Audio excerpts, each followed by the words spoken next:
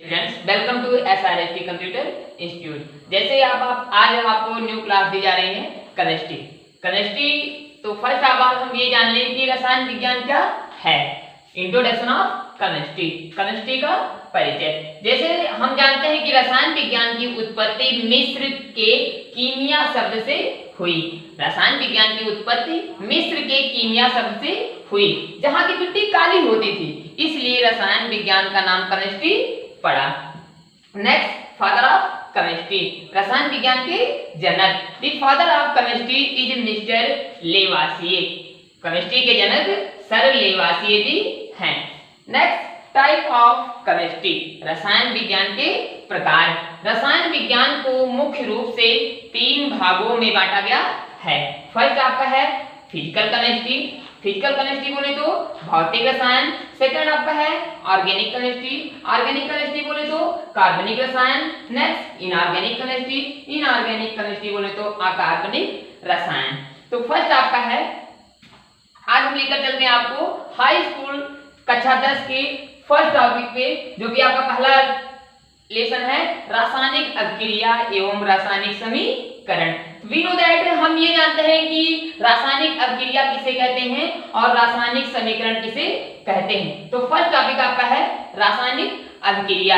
2 या 2 से अधिक पदार्थ, जब 2 या 2 से अधिक पदार्थ आपस में मिलकर एक या एक से अधिक नए पदार्थ का निर्माण करते हैं, उसे हम रासायनिक अभिक्रिया कहते हैं। जैसे पहला पदार्थ आपका है हाइड्रोजन और दूसरा पदार्थ आपका क्या है, ऑक्सीजन। ये है क्या, पहला पदार्थ आपका हो गया हाइड्रोजन और दूसरा आपका हो गया ऑक्सीजन। अब जब ये नए पदार्थ का निर्माण करेगा तो हाइड्रोजन और ऑक्सीजन आपस में संयोग करके किसका निर्माण करेगा, जल का। हम ये जानते हैं कि हाइड्रोजन जो कि ज्वलनशील पदार्थ, ऑक्सीजन ज्वलनशील पदार्थ है, लेकिन जो नया प्रोडक्ट बन रहा है वो आपका क्या है, जल, जो कि अज्वलनशील पदार्थ है। इसकी कुछ भौतिक अवस्थाएं होती हैं, जैसे फर्स्ट ऑफ ऑल भोजन का पाचन। भोजन का पाचन ये भी आपकी क्या है, रासायनिक अभिक्रिया। दूसरा आपका क्या है, श्वसन, ये भी आपकी क्या है, रासायनिक अभिक्रिया। नेक्स्ट आपका क्या है, लोहे में जंग लगना। ये भी आपका क्या है, रासायनिक अभिक्रिया। अब रेट ऑफ रिएक्शन, रासायनिक अभिक्रिया को भी निम्नवत दर्शाया गया है, जिसको आपके सिलेबस में फर्स्ट आपका है तीव्र अभिक्रिया, दूसरा आपका है मंद अभिक्रिया, तीसरा आपका है अति मंद अभिक्रिया। जैसे भोजन का पाचन अति मंद अभिक्रिया, मंद अभिक्रिया, श्वसन तीव्र अभिक्रिया और लोहे पर जंग लगना, यह आपका क्या है, अति मंद अभिक्रिया। रेट ऑफ रिएक्शन के आधार पर अभिक्रिया को मुख्य रूप से 3 भागों में बांटा गया है। तो नेक्स्ट आज हम लेकर चलते हैं फर्स्ट ऑफ ऑल, जैसे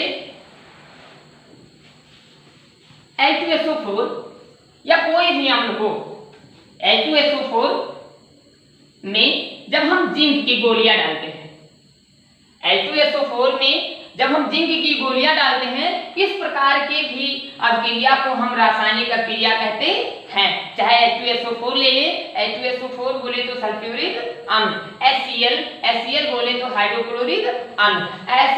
ऐसी अभिक्रिया को हम रासायनिक अभिक्रिया कहते हैं। नेक्स्ट, अब जब रासायनिक अभिक्रिया होती है, जैसे यहाँ पर अभिक्रिया हुई, हाइड्रोजन ऑक्सीजन आपस में संयोग करके किसका निर्माण किए, जल का। तो अभिक्रिया के उपरांत 2 पदार्थों का निर्माण होता है। फर्स्ट आपका क्या है, अभिकारक, यह आपका क्या है, अभिकारक, और यह आपका क्या है, उत्पाद। तो सर्वप्रथम ये जान लें कि अभिकारक किसे कहते हैं और उत्पाद किसे कहते हैं।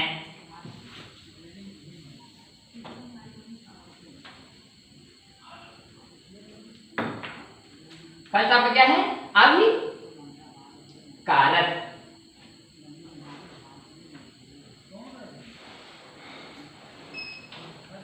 ऐसे पदार्थ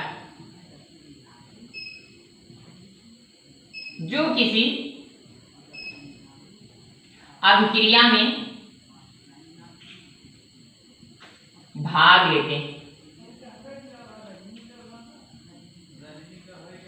उसे हम क्या कहते हैं? उसे अभिकारक कहते हैं।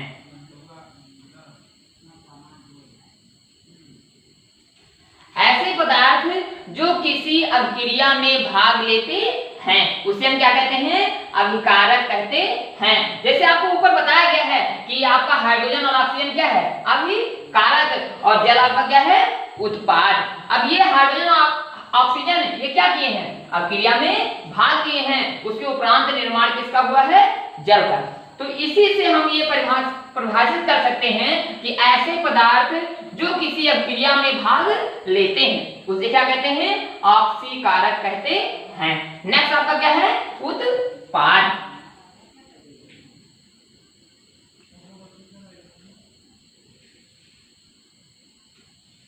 ऐसे पदार्थ जिनका निर्माण अभिक्रिया के उपरांत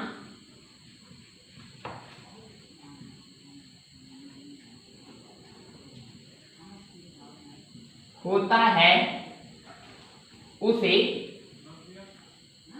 उत्पाद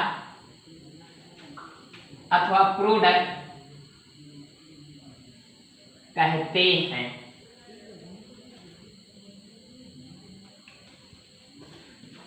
ऐसे पदार्थ जिनका अभिक्रिया के उपरांत निर्माण होता है उसे हम क्या कहते हैं?